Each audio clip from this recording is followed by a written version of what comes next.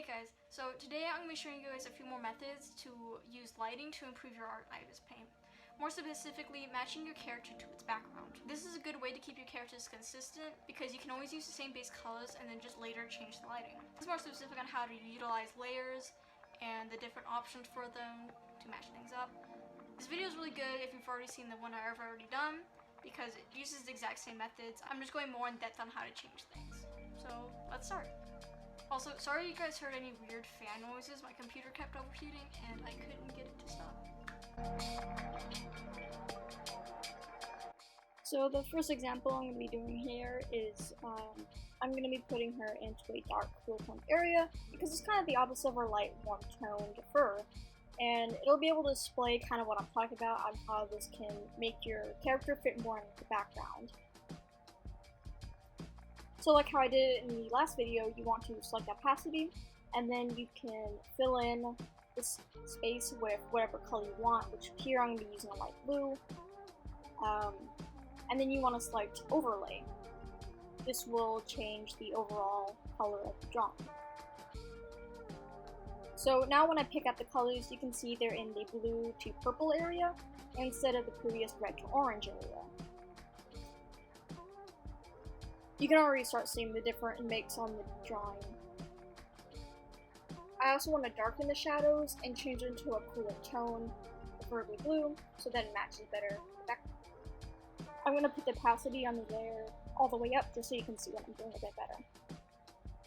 Now there's really only two ways I know how to change color easily on IBIS Paint. One is you select the layer, you go to filter, and under the adjust color section you hit hue, saturation, and lightness.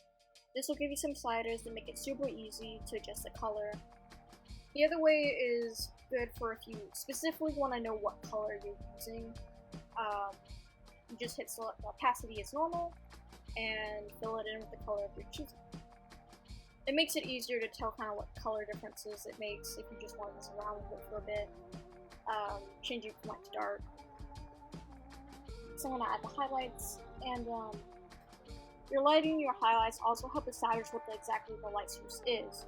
So since the highlights are light blue instead of light yellow like usual, you can infer that the moon or something like that is the light source.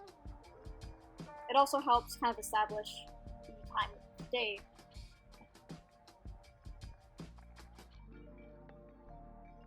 So yeah, so just from doing some simple lighting and background matching, your character fits in with background a lot more and it doesn't seem out of place.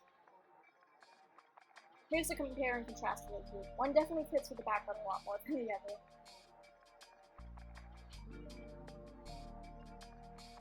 Now, using the same drawing, I can replicate this from pretty much any background.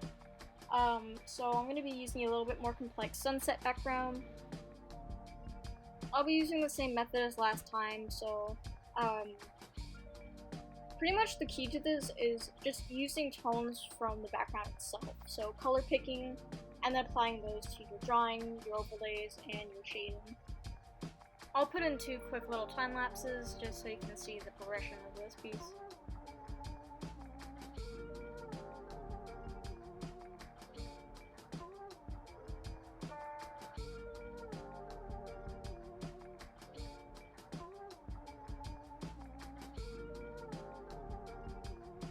Since the mouse is already warm toned, the difference isn't as clear as the last example, but it still improves the drawing quite a bit.